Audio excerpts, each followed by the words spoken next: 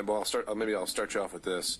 It certainly seems that the primary case driving Mr. Sadow's argument would be Alvarez, and because that's a fractured kind of plurality opinion, I'm wondering if you have any thoughts on just how much that can drive this. And I know the state back in December was also citing Alvarez as the primary case. I wonder if that's even the best one. Well, for your arguments, I think to address the first, elephant in this courtroom is that a Judge Chotkin in D.C. has evaluated all of these arguments under Supreme Court precedent already. So I would refer, Your Honor, to that court's analysis, because I'm hardly going to improve upon the findings of the federal judge. However, speaking specifically to Alvarez, it is a plurality opinion with several different opinions written by other justices. What they all agree on, though, is that Alvarez doesn't change the law that speech integral to criminal conduct is not protected under the First Amendment, and that that's not what Alvarez was about. It was about punishing falsity for its own sake.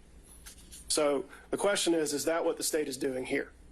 And by fundamentally rewriting the indictment, the defendant is suggesting today that that is somehow what the state is doing, when actually what the state is saying is that these statements made by the defendant were all employed as part of criminal activity, various conspiracies, frauds, intentions with deceit, and violations of the law. It's not just that they were false. It's not that the defendant has been hauled into a courtroom because the prosecution doesn't like what he said. He is free to make statements and to file lawsuits and to make other legitimate protests. What he is not allowed to do is employ his speech and his expression and his statements as part of a criminal conspiracy to violate Georgia's RICO statute, to impersonate public officers, to file false documents, and to make false statements to the government. That's what he's alleged to do. He's not charged under 161020 because he told some lies. Although it is very interesting to hear counsel for Mr. Trump tell us about the usefulness of lies. He's not being prosecuted for lying. He's being prosecuted for lying to the government, an act which is illegal because it does harm to the government. That's the reason that it's illegal. That's why it's different from the statute evaluated in Alvarez. Same thing with filing a false document. It's not just that you made a false statement. It's that you swore to it in a court document and submitted it to the court. That does harm to the judicial system. That's obviously different from just falsity being punished for its own sake. And that is what each and every charge in the indictment demonstrates, is that these statements are part of criminal conduct that is larger than just the false statement on its own. Especially with the RICO charge, where what we see is that this is a criminal organization whose members and associates engaged in various criminal activities, including but not limited to false statements and writings, impersonating a public officer, forgery, filing false documents, influencing witnesses, computer theft, computer trespass, and on and on and on. What the defendant is suggesting to Your Honor is trying to get around to the fact that because it's almost saying that because these statements are false, that these charges should be dismissed. It's like, well, you can't punish falsity on its own, and yet each time you look at the charge, the state is saying that he lied. So that must be the end of the inquiry. But that's not the end of the inquiry at all. That's not what the indictment says. It's not just that he lied over and over and over again, as counsel for the defendant points out by listing all of the instances in the indictment. It's that each of those was employed as part of criminal activity with criminal intentions. And we finally get to a place where where I knew we would end up, which is saying, I believe Your Honor was requested to think about it as not as lies, but as legitimate concern about election issues. Well, that sounds like a trial argument to me. But this is why I began by talking about intent with Your Honor, because I knew we were going to end up in this exact place where he said, sure, you can look at them as lies because they weren't true, or you could think this is just well-intentioned concerns from an American citizen speaking his mind. And that, of course, would probably be a pretty good argument to put before a jury, and I expect we will see it, but it's not a basis for dismissing the indictment.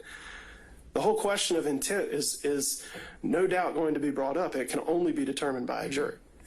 But What we have heard here today is an attempt to rewrite the indictment, to take out the parts that are inconvenient and only say, well, it's all speech, it's all talking, and he was just a guy asking questions, and not someone who was part of an overarching criminal conspiracy trying to overturn election results for an election he did not win by violating the RICO statute, by making false statements to the government, by filing false documents, by impersonating officers, and doing a whole host of other activity which is harmful in addition to the falsity of the statements employed to make them happen. So I think there's been a suggestion that Your Honor can sort of reframe what you're looking at, but Alvarez does nothing to shift the basis that the court should stand upon when evaluating the indictment. And that is to say, is this speech being punished solely because it's false, solely because of its viewpoint, or is it speech that's being demonstrated as integral to a pattern of criminal activity?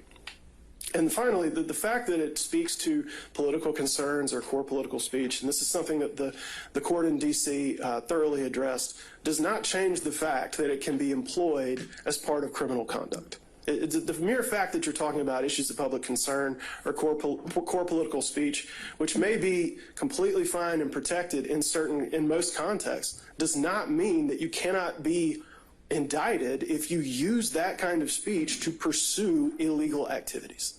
That's the whole nature of the question. So it's very circular, and I would direct Your Honor to page 6 to 7 of the post-hearing brief filed by Defendant Trump, which says, the speech integral to criminal conduct exception of the First Amendment does not apply here because all the charged conduct constitutes First Amendment protected speech. That is a very neat circle. The First Amendment protects us because all the speech is protected by the First Amendment. And in the end, no matter how much we hear about obviously the noble protections afforded by the First Amendment, all of this is an effort to get Your Honor not to look at the basic fact that this speech, this expression, all this activity is employed as part of a pattern of criminal conduct in a host of ways. And because Your Honor is bound by the indictment and has to look at the indictment and can't look beyond it, if we're going to get into this at this stage, then there's nowhere to go, as I said at the beginning, because this is all alleged as part of a pattern of criminal conduct and not protected by the First Amendment. Any argument to the otherwise is just to try to pretend like that's not true. All right. Thank you, Mr. Wakeford. Thank you, Your Honor. Your Honor, may I add one point briefly? Sure. Thank you. Wait a second, we're being doubled up on here? This is not a trial. I think you can handle it, Mr. Sadow.